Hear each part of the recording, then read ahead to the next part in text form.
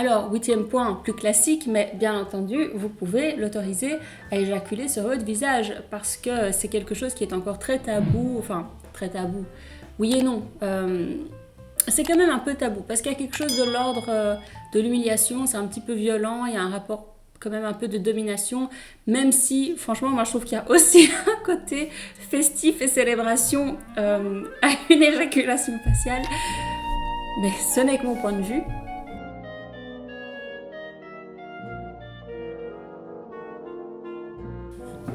Bonjour YouTube et coucou à tous mes ex, alors bienvenue dans cette nouvelle vidéo. Pour ceux qui auraient trouvé éventuellement que j'avais fait fort avec le thème de la semaine passée, à savoir la gorge profonde, eh bien, tenez-vous prêts. De toute façon, je pense que vous l'aurez vu avec le titre de la vidéo. Mais aujourd'hui, nous allons parler des jeux spermiques. Et quelque part, j'ai envie de dire que c'est un petit peu la suite logique des choses. Après avoir parlé de gorge profonde, on va parler de ce qui se passe quand on a terminé. Et donc, que fait-on du sperme? Quid du sperme. Quid du sperme, ça pourrait être le titre de cette vidéo. Et une fois n'est pas coutume, enfin je dis ça mais je l'ai fait que dans une vidéo, je me bois un petit verre en même temps que je vous raconte tout ça. Moi c'est la fin de ma semaine le samedi soir et grand Dieu non, je ne bois pas du vin avec un glaçon, je bois un petit cocktail au mezcal. Alors, pourquoi, je rigole, mais en fait pourquoi est-ce que j'avais envie de parler de ça aujourd'hui?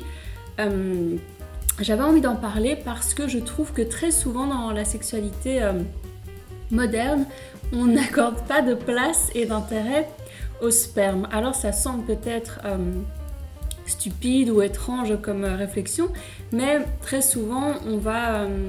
Enfin voilà, beaucoup de gens ont des rapports sexuels déjà avec un préservatif, du coup la plupart du temps, il n'intervient pas, il est dans un bout de plastique et ça finit à la poubelle.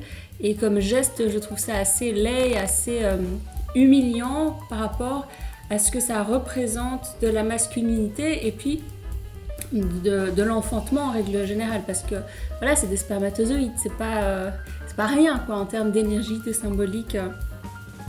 Donc je trouve qu'on quelque part, on ne célèbre et on le valorise et on ne met pas beaucoup, pas assez en valeur le sperme dans l'acte sexuel. C'est très souvent quelque chose qui est présenté comme dégoûtant ou qui fait rire ou dangereux parce que les maladies, parce qu'on peut tomber enceinte, tout ça.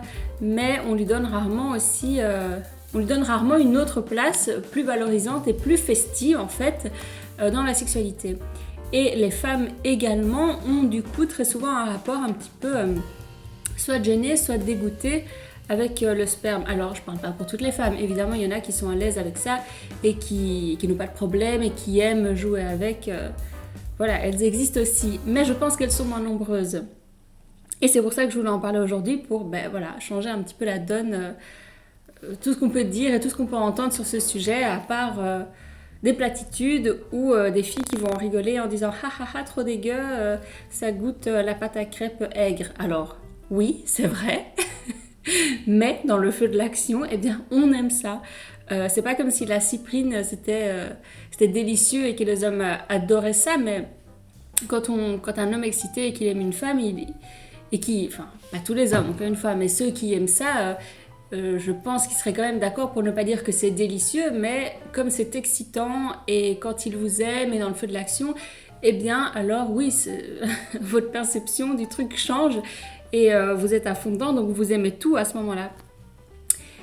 Et d'ailleurs j'aurais envie de dire aussi, imaginez si on se permettait de parler des fluides corporels féminins de la même manière dont on parle de ceux des hommes. Je pense que ça passerait très mal, et qu'on tirerait très vite la sonnette d'alarme de la misogynie et tout ça.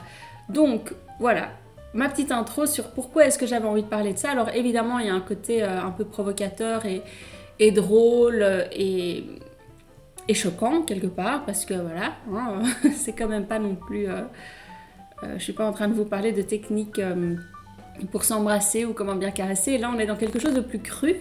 Mais voilà, je pense aussi que on peut oser parler de ces trucs-là et que, comme je disais dans mon autre vidéo, moi j'ai envie de créer ce genre de contenu parce que je trouve que ça manque et qu'on ne va pas faire que parler de choses basiques, d'introduction à la sexualité, de vouloir toujours dire des choses ultra consensuelles et ultra conventionnelles. Non, voilà, on peut avoir des sexualités un peu plus débridées ou parfois même un peu plus étranges. Et il n'y a aucune honte à ça tant que tout le monde est consentant et qu'on ne fait de mal à personne. Hein, voilà, c'est l'évidence même, mais ça méritait d'être dit. Donc maintenant, on va démarrer avec mon premier point. Donc je vais vous en énumérer 8. Je suis généreuse avec vous. Oui, je spermique. Alors franchement, vous allez en avoir pour votre argent. Ouvrez bien vos oreilles. Mon premier point, avant même de parler de quelque chose de technique, ça va être tout simplement de dire, donc en tant que femme, de dire à votre partenaire, de lui demander où est-ce qu'il a envie de jouir, où est-ce qu'il a envie d'éjaculer sur vous. Parce qu'en réalité, il y a une infinité de possibilités. Il y a plein de possibilités différentes et le fait de le lui demander, déjà c'est excitant pour lui et puis le fait d'ouvrir en fait cette porte et que voilà de lui faire comprendre que tout est possible, c'est déjà très excitant. Rien que ça. Le deuxième point, c'est encore un truc de parole et de communication. Ça va être si vous faites une fellation, ou même pendant l'acte, mais c'est plus logique pendant une fellation, ou avant une fellation, de lui dire que vous avez envie qu'il éjacule en vous, que vous avez envie d'avaler son sperme, que vous avez envie de sentir son sperme qui coule dans votre gorge. Enfin, vous le dites de la manière avec laquelle vous êtes à l'aise et qui vous excite et qui vous plaît. Mais ne serait-ce que de lui donner l'image et de lui signifier que ça vous excite et que vous en avez envie, ça aussi, c'est déjà un très bon truc à faire. Ensuite, au moment où ça arrive, où il éjacule dans votre bouche, qu'est-ce que vous faites? Au lieu d'avaler directement, vous pouvez ouvrir votre bouche, tirer votre langue pour lui montrer en fait tout ce que vous avez en bouche, pour lui montrer le résultat. Voilà, pour que visuellement, lui montrer ce qui se passe, qu'il soit entre guillemets un peu avec vous et qui, voilà, ça peut aussi être très excitant même s'il a fini et c'est pas grave, on s'en fout, mais c'est une manière de jouer avec et de montrer aussi que ça vous plaît et d'éventuellement pas devoir avaler ou alors vous jouez avec et après vous l'avalez.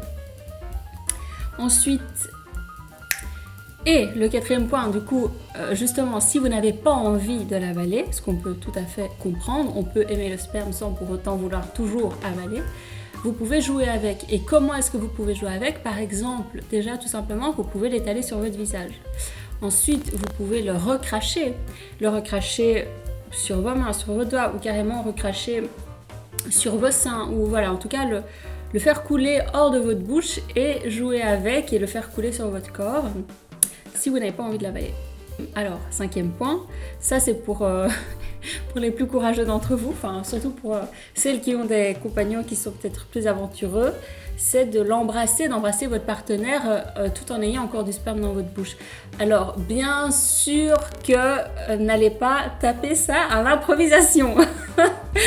C'est quelque chose, enfin c'est préférable d'en discuter avant pour être sûr qu'il en a envie aussi ou que ça l'excite, ou en tout cas dans le feu de l'action, et checker quand même avant de le faire parce que s'il n'en a pas envie, ça peut être absolument dégoûtant et être un très mauvais moment à passer. Voilà, donc je ne le conseille pas à tout le monde, mais ça peut être envisageable et il y a des hommes que ça excite beaucoup. Et puis, c'est toujours ce truc, certaines choses nous excitent dans certaines situations avec certains partenaires ou certaines partenaires. Voilà, donc c'est pas parce que dans l'absolu, on a dit ou il a dit qu'il déteste ça que ce sera toujours le cas. Voilà. Ensuite, sixième point, il peut il peut éjaculer sur vos mains et que après vous veniez en fait lécher vos doigts, vos mains, que de nouveau vous rendiez ça théâtral et sensuel pour lui montrer que voilà, que vous aimez tout de lui et que vous prenez tout, parce que c'est ça l'idée, c'est pas spécialement psychologiquement genre il faut avaler, mais c'est plutôt montrer un intérêt pour sa semence, quoi, tout simplement. Alors, huitième point, plus classique, mais bien entendu, vous pouvez l'autoriser à éjaculer sur votre visage, parce que c'est quelque chose qui est encore très tabou, enfin, très tabou, oui et non. c'est quand même un peu tabou parce qu'il y a quelque chose de l'ordre de l'humiliation, c'est un petit peu violent, il y a un rapport quand même un peu de domination, même si franchement moi je trouve qu'il y a aussi un côté festif et célébration à une éjaculation faciale, mais ce n'est que mon point de vue. Donc c'est aussi peut-être quelque chose qui peut être discuté à l'avance ou encore une fois sur le moment même. Il faut faire gaffe, il ne faut pas non plus trop y aller à l'improvisation parce que ça peut être très mal vécu. Là je m'adresse aux hommes évidemment, ça peut être très mal vécu. Donc voilà, assurez-vous que votre partenaire soit chaude, partante pour ça avant de le faire. Et voilà, voilà, c'était mon 8e point. J'espère que vous n'allez pas trouver ça juste absolument dégoûtant et choquant. Dites-moi en commentaire si ça vous parle ou pas, si vous l'avez déjà fait ou pas, si ça vous choque ou pas, je serais curieuse d'avoir vos avis. Et puis voilà, n'oubliez pas de vous abonner, de liker, de commenter, de partager. C'est important pour le référencement. Et moi je vous dis à la semaine prochaine. Prenez soin de vous. Et bisous YouTube et bisous à tous mes ex. Bye.